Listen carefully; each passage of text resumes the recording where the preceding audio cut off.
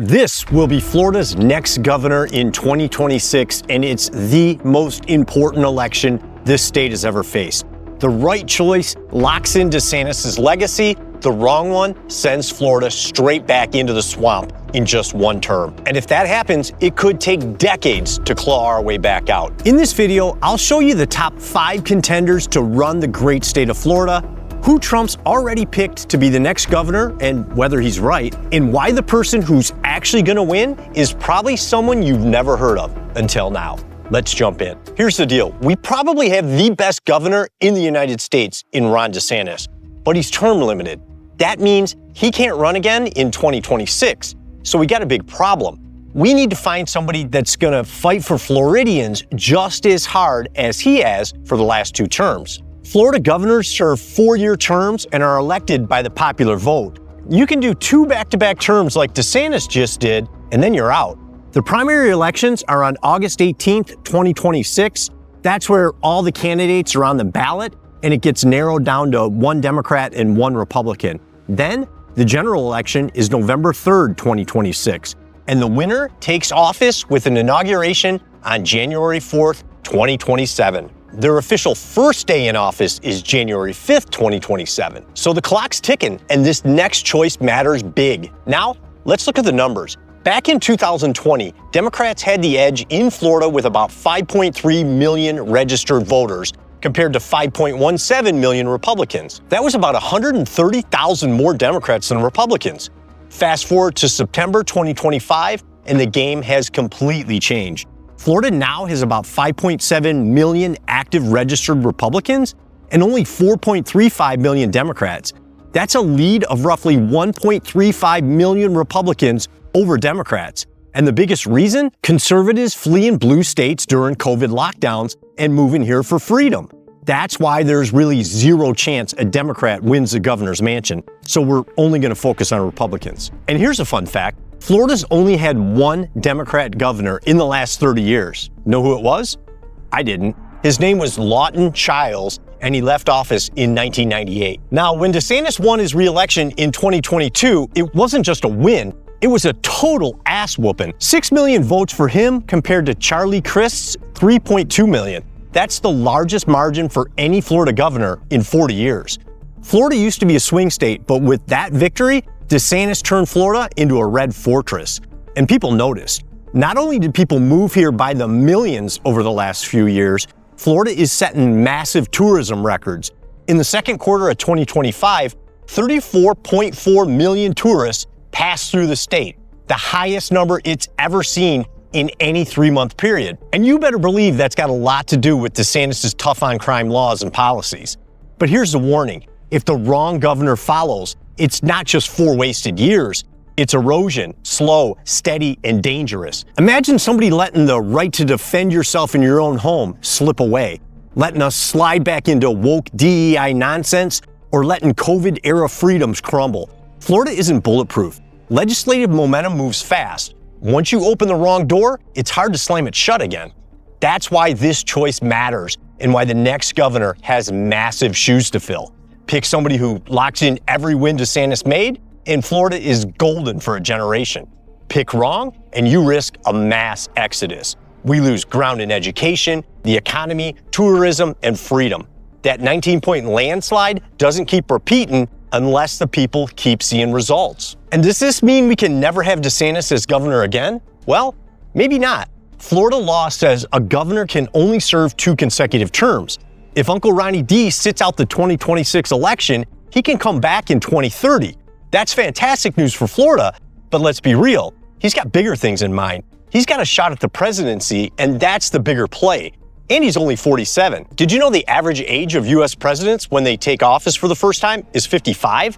So he's got plenty of time to plan his next move for Florida and for the country. So who's the next governor in 2026? Well, Trump's already made his pick. He's backing Byron Donalds. No surprise there. Donalds is young, sharp, and he's got the energy to fire up a crowd. I mean, you got the support of President Trump. Where do you stand? Are you ready to make the plunge? Well, look, Sean, after a lot of prayer, a lot of thoughts with my family and my friends, I'm here to announce my candidacy to be the next governor of the great state of Florida. And Sean, we have a wonderful state. I got to Florida when I was 17 years old off of a Greyhound bus with just a trunk full of clothes.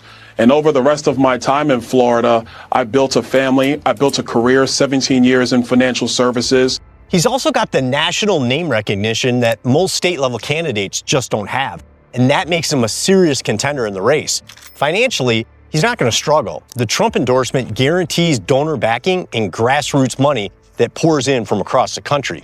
On paper, that looks strong, and he also realizes that it's critical to build off what DeSantis has done down here. We have a great governor. Ron DeSantis has done a tremendous job for our state. But now the job is to keep the best state in the country as the best state in the country. And so that's going to be the mission at hand, and I'm excited to announce my candidacy with you tonight. He gets it, and I really like the guy. He's a great speaker. Donalds has been serving in the U.S. House of Representatives since 2021, representing Florida's 19th congressional district. That's Southwest Florida, Cape Coral, Fort Myers, Naples, and Marco Island.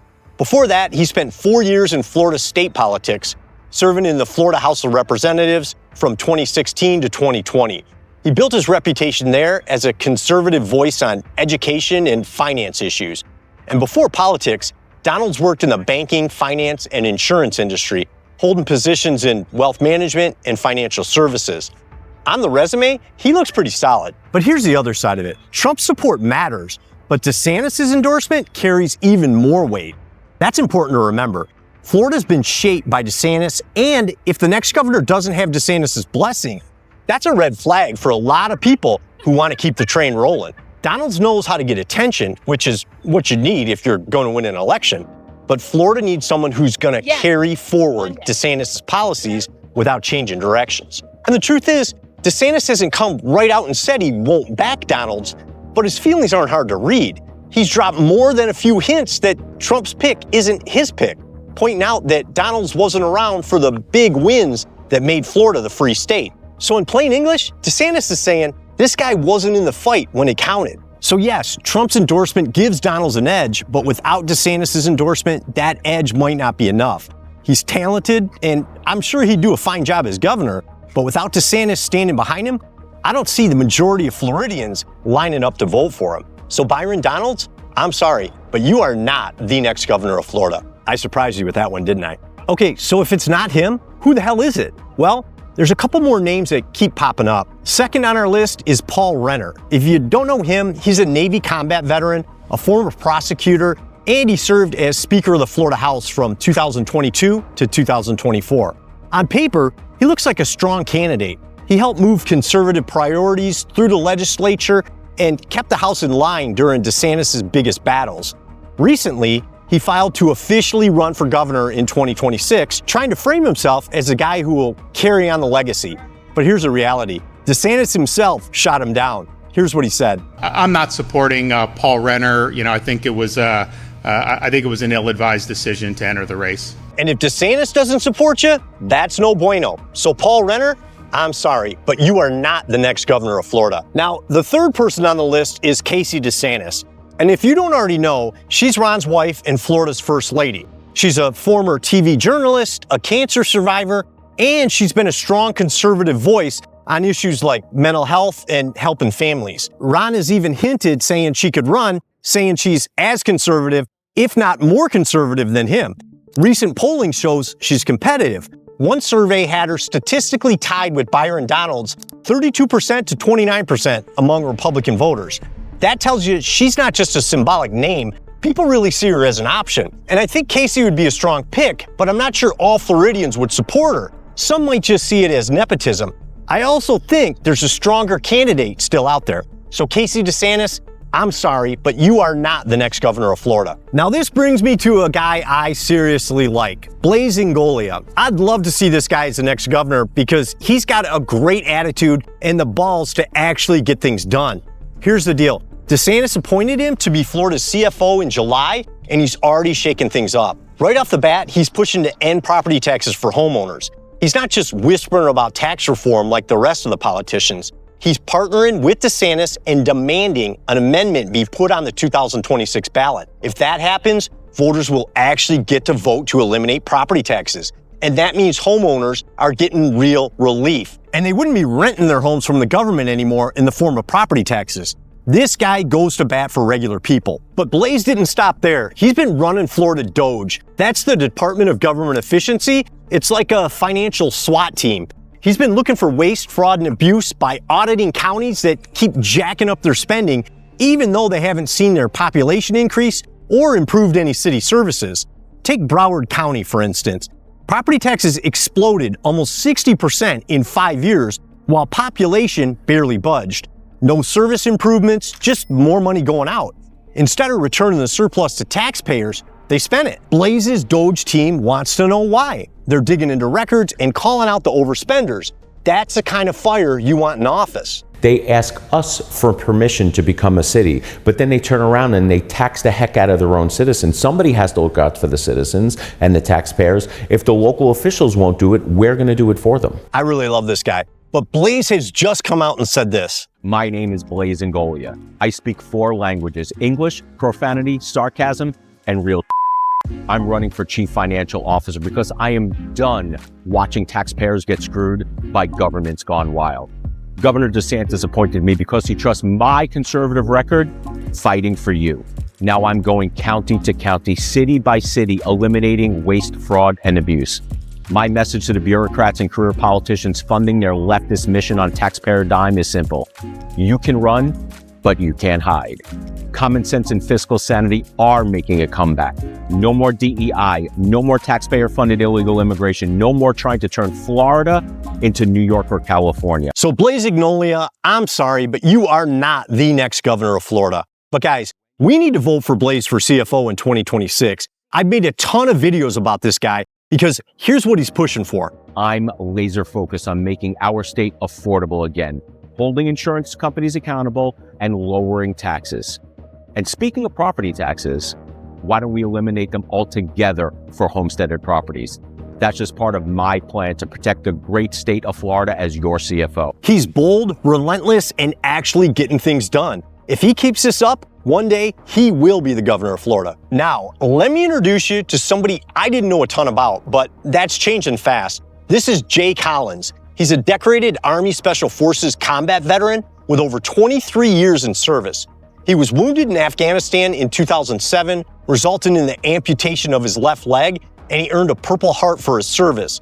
But that didn't stop him. Instead, he requalified with a prosthetic leg and continues serving 5 additional years as an active duty Green Beret before retiring in 2018. That's incredible. In 2022, Jay ran for the Florida Senate in District 14. That's Tampa and the Hillsborough County area. DeSantis backed him early, and once that happened, the entire Republican primary field cleared out. That endorsement basically stamped him as the real deal. And when it came to the general election, he crushed it. He flipped the seat red with a double-digit win over Democrat incumbent Janet Cruz, 52.7% to 42.5%. And once he got in, he didn't waste time playing nice. Jay made it clear he was a no BS conservative and a solid DeSantis ally. He wrote over 55 bills, and a bunch of them got passed, covering everything from permitless concealed carry to veteran support, parental rights in schools, and cracking down on illegal immigration. And he also secured $120 million plus in funding for Tampa Bay infrastructure, first responders, veterans, and education. And on August 12, 2025, DeSantis brought Jay Collins on as Florida's 21st lieutenant governor during a press conference at the Tampa Bay Green Beret Association. Fitting, right? Here's what he had to say about him. Senator Jay Collins is the Chuck Norris of Florida politics. And I am proud to announce today that I am appointing him to be the next lieutenant governor of the free state of Florida. Now, as I stand before you today, I am truly honored to be appointed by the governor. Under his leadership, Florida didn't just survive, we led. Jay embodies one of our core principles. While words can be meaningful, it is ultimately deeds that are the most powerful. You can tell how much DeSantis likes this guy, right? And with Jay's appointment, Florida will be the only state in these United States that has both a governor and a lieutenant governor who are military veterans. Now, friends, the battlefield, it may change, but the mission, it stays the same. Our goal is very simple. Keep Florida strong. And don't forget, DeSantis is a veteran too. He served as a JAG officer in the U.S. Navy and deployed to Iraq with SEAL Team 1, providing legal support for special operations missions. He earned a Bronze Star and the Iraq Campaign Medal. So when DeSantis backs a fellow vet, it's not just politics, it's personal. And everybody watching knew what was happening. DeSantis wasn't just filling a spot, he was spotlighting someone he believes can lead Florida. And when he said Jay could step in and run the state if he had to, people listened. Now, the latest poll on the 2026 Florida governor's race just dropped, and the numbers are wild. A survey from the American Promise taken September 4th and 5th found that more than half of Republican voters, 54%, are still undecided when asked who they're going to back in the primary without any extra context. But here's the truth.